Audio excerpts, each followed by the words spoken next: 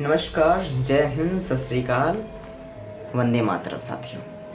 स्वागत है हमारे YouTube channel Sachin UPSC vision में। आज हम बात करने वाले हैं बहुत ही चर्चित विषय पे। सभी लोग इस पे बात कर चुके हैं, मैंने भी सोचा कि मुझे भी बात करनी चाहिए। बहुत लोग आज भी हाल ही में भी 2025 का यूपीएससी सीएससी का रिजल्ट आपके सामने आया। जिन अभ्यर्थियों ने उसको क्लियर किया, उन अभ्यर्थियों को मेरी तरफ से हार्दिक शुभकामनाएं, बहुत बहुत बधाई। और उनको भी सांत्वना जिन्होंने प्रयास किया और उनका नहीं हुआ। मैं उनसे कहूँगा कि आप धैर्य रखें, पेशेंस रखें, एक दिन आपका ज़रूर होगा। आप लोग अच्छे से मेहनत करते रहें, सीखते रहें।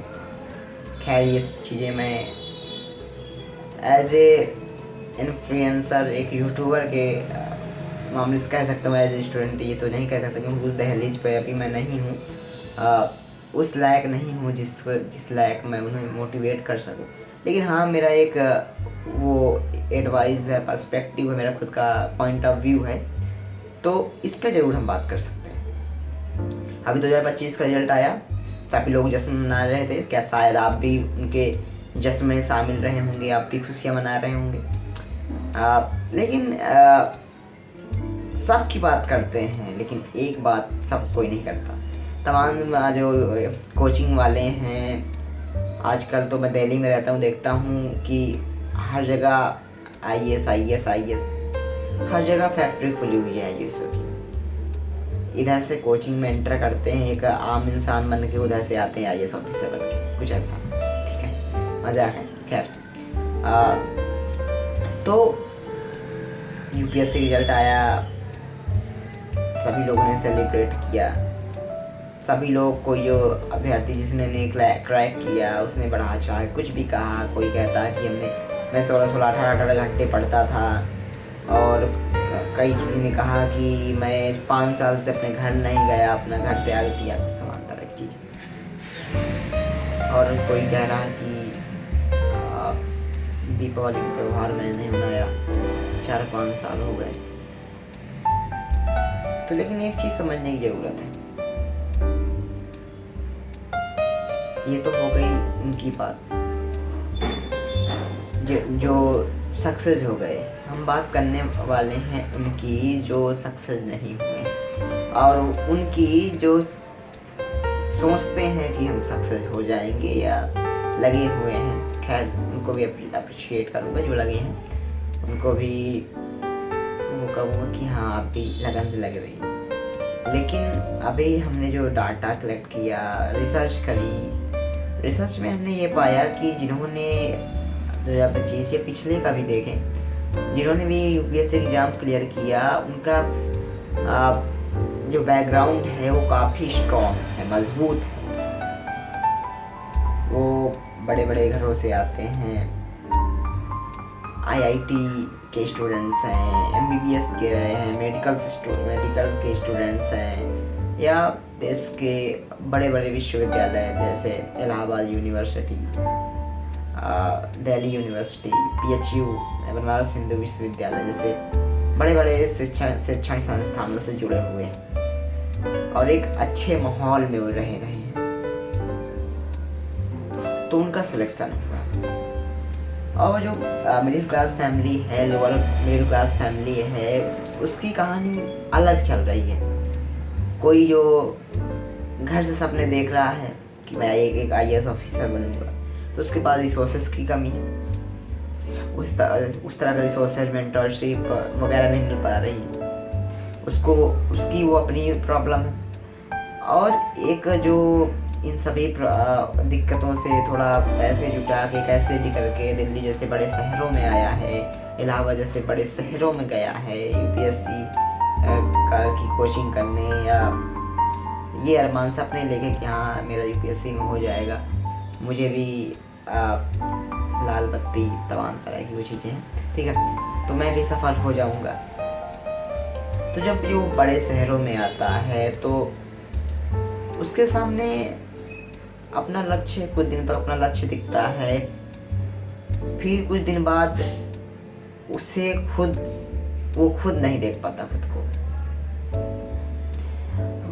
कंडीशन ऐसी होती है कि वो कोचिंग का तो छोड़ो, वो खुद का खर्चा नहीं उठा पाता। एक टाइम खाना खाता है तो एक टाइम ऐसे सो जाता है, भूखा सो जाता है। तो उसकी तैयारी माँ जब वो घर जाता है अपने सपने लेके कि उसके घर वाले कहते हैं बेटा बड़ा दुबला हो गया, पतला हो गया, लगता है मेरा बेटा बड़ा मतलब पढ़ाई में ज़्यादा ध्यान देता है। तो मम्मी पापा को से कहते हैं कि बेटा ज़्यादा मतलब पढ़ाई करो ठीक है, लेकिन इतना मत पढ़ाई करो, थोड़ा रेस्ट कर लिया करो, आराम कर लिया करो। लेकिन जब ये चीज़ें करती है तो उसके अंदर से खुद पे वो आता है कि यार मैं तो पढ़ाई तो कर ही नहीं रहा था, क्योंकि वो भूख से तड़प रहा बच्चा रहा, उसे ठीक से 2 वक्त की रोटियां भी नहीं नसीब हो रही हैं। उसने कोचिंग में एडमिशन तो ले लिया है लेकिन खाने के लिए पैसे नहीं मिल रहे हैं। तमाम तरह के, तो वो कैसे पढ़ाई करेगा, कैसे चीज़ें हैंडल करेगा। तो आप जो हमारे मिडिल क्लास फैमिली के स्टूडेंट्स होते हैं, लोअर मिडिल क्लास फैमिली के स्टूडेंट होते हैं, बच्चे होते हैं, वो मेहनत से बड़े मजबूत होते हैं। जब किसी का इंटरव्यू सुनते हैं कि वो उसने 18 घंटे पढ़ा, तो वो 18 घंटे घबराता नहीं है, क्योंकि उसे लगता है यार मैं तो मेहनत कर लूँगा, वाकई मेहनत कर लेता है। जब उसके मुँह से जब वो सुनता है कि यार वो ऑफलाइन कोचिंग किया था, उसने 1.5 लाख पे किए थे, तब उसने इतनी बड़ी, तब उसका मोटिवेशन डाउन हो जाता है, क्योंकि उसके पास पैसे नहीं हैं इस तरह की चीज़ें करने के लिए। तो ये चीज़ें हैं। तो मैं एक चीज़ एडवाइस करूँगा कि जो प्रोपेगेंडा फैलाया जा रहा है कि अगला नंबर तुम्हारा है, वो तुम्हारा घर चलाने के लिए नहीं आते, ना तो तुम्हारा बैकग्राउंड देखने के लिए आते हैं।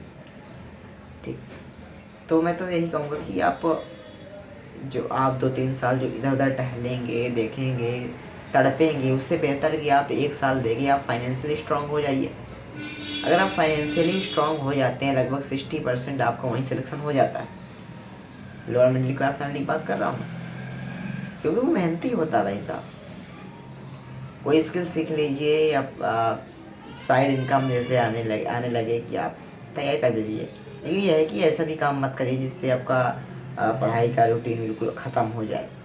कुछ दिन के लिए आप यूँ कहें कि आप फनमास ले लीजिए, कुछ पैसे कलेक्ट कर लीजिए, इंडिपेंडेंट हो जाइए, डिपेंडेंट मत बनिए फैमिली पे। घर वालों से भी आता है कि आपके पास 100 रुपये नहीं है, तो घर वालों से लगता है यार क्या ही मांगे, यार पैसे ही तो मांगते हैं हमेशा, किस मुंह से पैसे मांगे, कुछ कभी दे रहे नहीं रहे हैं, कुछ कर भी नहीं रहे हैं। तो यही है कि आप, मैं हूँ या आप हूँ, तमाम तरह की मिडिल क्लास फैमिली स्टूडेंट्स हैं, दिल्ली आना चाहते हैं तो फाइनेंशियली स्ट्रांग हो जाइए। 1 साल बाद आइए, लेकिन फाइनेंशियली स्ट्रांग होके आइए, इतना कहूँगा बस। बाकी आप लगे रहिए, आपको सफलता ज़रूर मिलेगी। कॉन्टिन्यूटली बना के रहिए, लाइफ में आप बेहतर करेंगे, हमारी यही आशा और उम्मीद है। आपको ये वीडियो कैसे लगी, आपको अगर लगता है कि मैंने कहीं भी गलतियाँ करी, अपने विचारों में कोई भी चीज़ें हैं, मिस्टेक्स कर दी है, कुछ चीज़ें छोड़ दी हैं, तो ज़रूर आप कमेंट के बॉक्स आपके लिए खाली, आप बिल्कुल बता सकते हैं। बाकी जय हिंद, जय भारत।